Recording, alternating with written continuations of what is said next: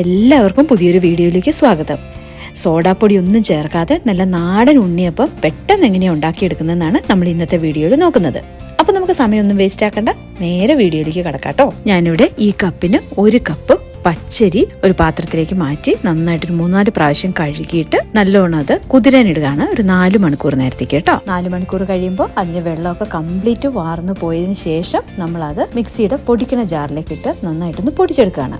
പുട്ടിന്റെ പാകത്തിന് നമ്മൾ പൊടിച്ചെടുത്താൽ മതി കേട്ടോ. ഈ ജാറിന് കഴുകേണ്ട ആവശ്യമില്ല. ഇതിനകത്തേക്ക് ഒരു 2 പാളയംകോടൻ പഴം നമ്മൾ ഒരു 1/4 ഗ്ലാസ് വെള്ളവും കൂടി ഒഴിച്ചിട്ട് നന്നായിട്ടൊന്ന് അടിച്ചെടുക്കണം. എനിക്കിവിടെ പാളയംകോടൻ പഴം കിട്ടാത്തത് കൊണ്ടാണ് ഞാനിപ്പോൾ റോബസ്റ്റ പോലെയുള്ള ഒരു തരം പഴം എനിക്കിവിടെ കിട്ടി, കുറച്ച് പുളിയൊക്കെ ഉള്ളത്.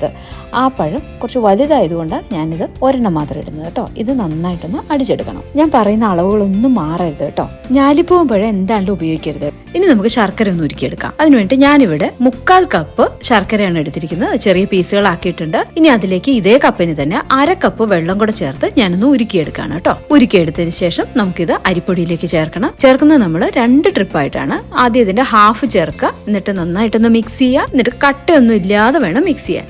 കട്ട വരാതിരിക്കാനാണ് നമ്മൾ 2ആയിട്ട് ചേർക്കുന്നത്. അത് ഇത്രയും മിക്സ് ചെയ്തതിന് ശേഷം നമ്മൾ ബാക്കിയുള്ള ഹാഫും കൂടെ ഇതിലേക്ക് അരിച്ചൊഴിക്കുകയാണ്. കണ്ടോ, ഈ ഒരു പാകത്തിന് വേണം കേട്ടോ മാവ്. ഇനി ഇതിനകത്തേക്ക് നമ്മൾ ആ മിക്സിയിൽ അടിച്ചു വെച്ചിട്ടില്ലേ 2 പഴം, ആ പഴവും കൂടെ ചേർക്കണം.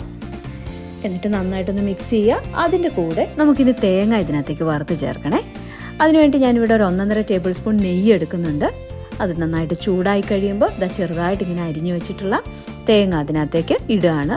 ഇട്ട് ഈ ഒരു പാകം വരെ മൂപ്പിച്ചാൽ മതി. അതിനുള്ളിലേക്ക് നമ്മൾ ചേർക്കുകയാണ്. ഈ നെയ്യും കൂടെ ഇതിലേക്ക് ചേർക്കും കേട്ടോ. ഇനി നമുക്കൊരു 3-4 ഏലക്ക പൊടിച്ചെടുക്കണം. ഏലക്ക പൊടിക്കുമ്പോൾ ഇത്തിരി പഞ്ചസാര ചേർത്താൽ പെട്ടെന്ന് പൊടിഞ്ഞു കിട്ടും കേട്ടോ. അതും കൂടെ ഇതിനകത്തേക്ക് ചേർക്കുകയാണ്. പിന്നെ 1 ടേബിൾ സ്പൂൺ കറുത്ത എള്ളും കൂടെ നമ്മൾ ചേർക്കുന്നുണ്ട്. എന്നിട്ട് ഇതെല്ലാം കൂടെ നന്നായിട്ടൊന്ന് മിക്സ് ചെയ്യാം. ഇത് നമുക്കിനി പുളിക്കാൻ വേണ്ടിയിട്ട് വെക്കേണ്ട ആവശ്യമൊന്നുമില്ല. പുളിയുള്ള പഴമൊക്കെ നമ്മൾ ചേർത്തിട്ടുണ്ടല്ലോ. അപ്പക്കാര നമുക്ക് അടുപ്പത്തേക്ക് വെക്കാം. വെച്ചതിന് ശേഷം അതിലേക്ക് നമുക്ക് ആവശ്യത്തിന് എണ്ണ ഒഴിക്കാം. ഞാനിവിടെ വെളിച്ചെണ്ണയാണ് യൂസ് ചെയ്യുന്നത്.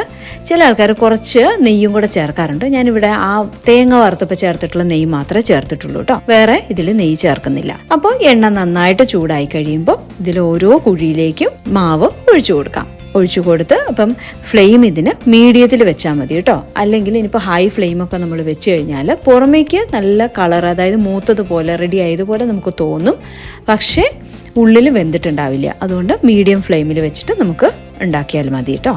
മാവ് ഒഴിച്ച് ഒരു 1/2 മിനിറ്റൊക്കെ കഴിയുമ്പോഴേക്കും നമുക്കിത് തിരിച്ച് ഇടാം.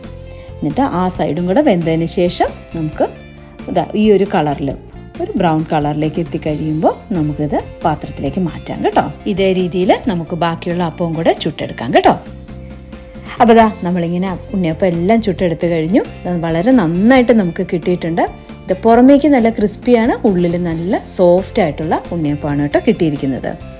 പലരും പല രീതിയിലും ഉണ്ണിയപ്പം ഉണ്ടാക്കാറുണ്ട്. ഇതിന് നമ്മൾ മൈദയോ ആട്ടയോ അങ്ങനെയുള്ള കാര്യങ്ങളൊന്നും ചേർത്തിട്ടില്ല. ഇത് തനി നാടൻ രീതിയിലുള്ള ഉണ്ണിയപ്പമാണ്. അപ്പോൾ എല്ലാവരും ഒന്ന് ട്രൈ ചെയ്ത് നോക്കൂ കേട്ടോ. നോക്കിയിട്ട് നിങ്ങളുടെ ഒപ്പീനിയൻസ് തീർച്ചയായിട്ടും എന്നെ അറിയിക്കണം. ചാനൽ ആരെങ്കിലും സബ്സ്ക്രൈബ് ചെയ്യാൻ മറന്നു പോയിട്ടുണ്ടെങ്കിൽ തീർച്ചയായിട്ടും ഒന്ന് ചാനൽ സബ്സ്ക്രൈബ് ചെയ്തേക്കണേ. അപ്പോൾ പുതിയൊരു വീഡിയോ ആയിട്ട് നമുക്ക് ഉടനെ തന്നെ കാണാം. Till then bye, take care.